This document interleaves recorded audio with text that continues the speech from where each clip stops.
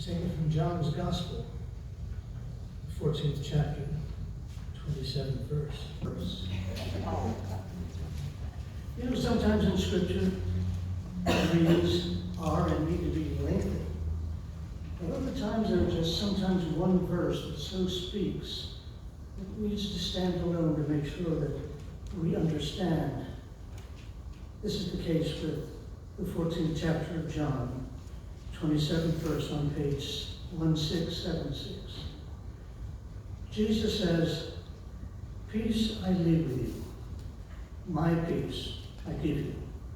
I do not give you as the world gives." Amen. The word of the Lord. Our job was to go across no man's land and take the positions of the enemy. No man's land was not very far away.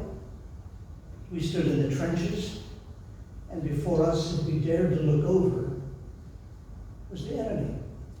So close sometimes we could hear their conversation and they could hear ours.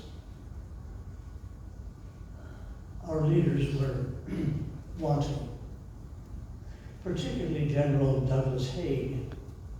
He happened to be the general in charge of our section of the trenches. He hadn't learned any lessons. He brought the lessons from previous wars, and he brought the strategies from previous wars to this one. It was a new war, not the war he knew, but he treated it the same way. His plan was to send us over the top of the trenches and out into the no man's land, there to confront the enemy and their machine guns. He didn't learn that if you do the same thing over and over and over again, no new results would occur. The same devastation would occur. Very often, heading over that no man's land, we had to step over the bodies of those from both sides that had been left there from the last senseless charge. It was a terrible thing. Terrible indeed. Well, but we dutifully stood there in the trenches, in the mud, in the blood, and the gore, with our groaning wounded, waiting for that dreadful whistle to sound. And when it sounded, it was our job, and we did it.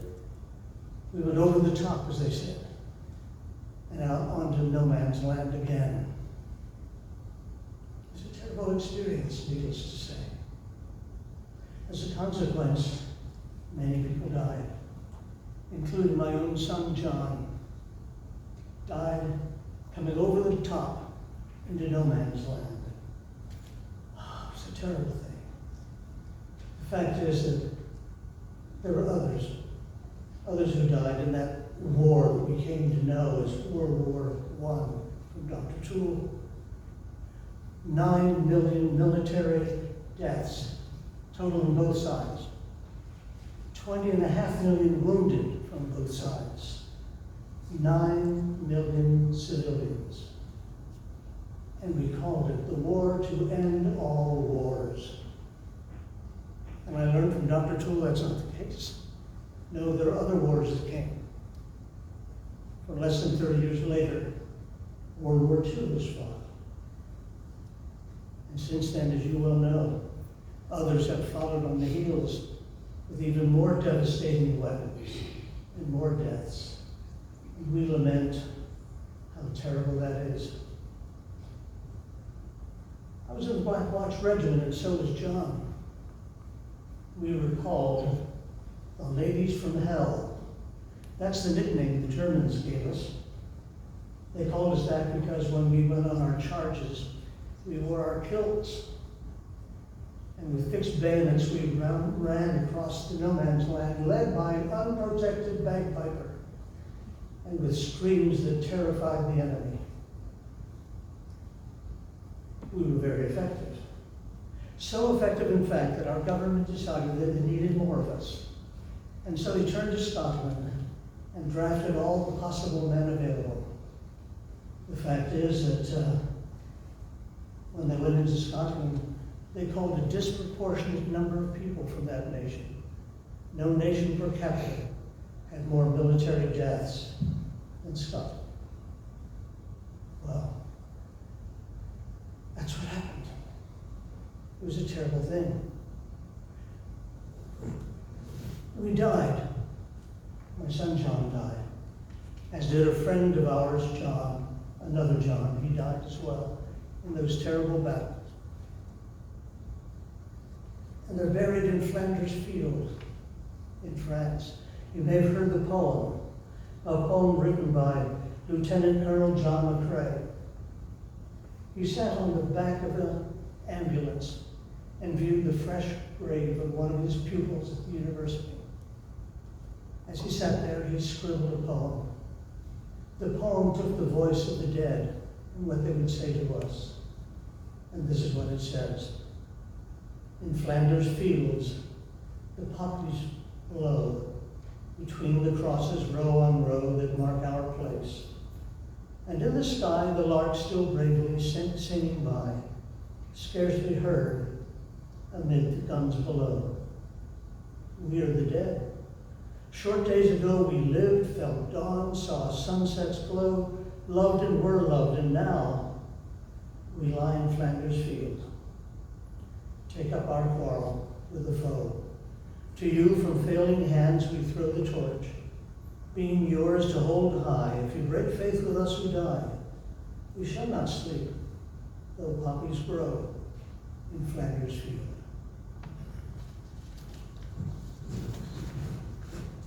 $11, 11, 11. You know the significance of that? In 1919, on the 11th month, November, the 11th day, the 11th hour, the surrender and armistice was signed. And we were victorious, but somehow didn't feel victorious. We were released then, and I went back to Scotland, back to my hometown of Forfar, Scotland. There to be with family and friends again, but without John, of course. The town had been almost deserted. All the men were gone in the war. And now old men and young boys and women, widows, some to become widows, kept things going during the war. But returning to my store where I sold feed and supplies for local farmers, life began again. I was a Presbyterian elder in my church, a Christian, of course, and many times I wondered, trying to make sense of all this war. And then one night when I was reading from Luke 2 to my grandchildren near Christmas, Christmas story, and it says, glory to God in the highest, and on earth peace to those with whom God is pleased. And it struck me for the first time, who are those with whom God is pleased? It's the people who accept Christ's peace into their hearts, because there's an inner peace that Christ gives. Jesus in the New Testament lesson, as brief as it was, reminds us the world cannot give peace. I give you peace, not as the world gives peace, which is merely the temporary cessation of war. Inner peace, the peace that brings peace again to a father who lost a son, John. And another John, a friend of ours, he died as well. They both lie buried in Flanders Field, below white crosses, with gentle breezes wafting across the poppies. Isaiah had it right. In our hearts we yearn for peace, for the day when swords are beaten into plowshares, and when spears are beaten into pruning hooks, and we train for war no more. That's the yearning that we have in our hearts. But we come to know that the only peace that truly comes is the peace of Christ for those who believe in him. And believing in him, we are meant to be contagious, to introduce others to him who gives that peace, to be introduced to him who provides peace shared with everyone. Maybe that's the leaven in the Old Testament lesson that causes the world to catch on at last to what true peace is like. That's my experience. My experience of World War I, as you call it, on this 100th anniversary of its ending. I thank Dr. Toole for inviting me today to tell you about this episode and to have you think with me about peace and what it's like for us and for the world. But I want you to know that, unlike other people who have come here, apparently, I am not a fictional character. I am, in fact, Alexander Sandy Keith, the great uncle of Dr. Toole, whose son John was Dr. Toole's cousin, who John Toole was the other John, his very uncle.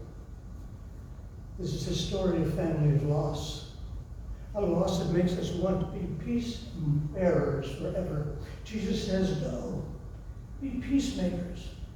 Why? Because the world knows that we long for peace and not the repetition of war.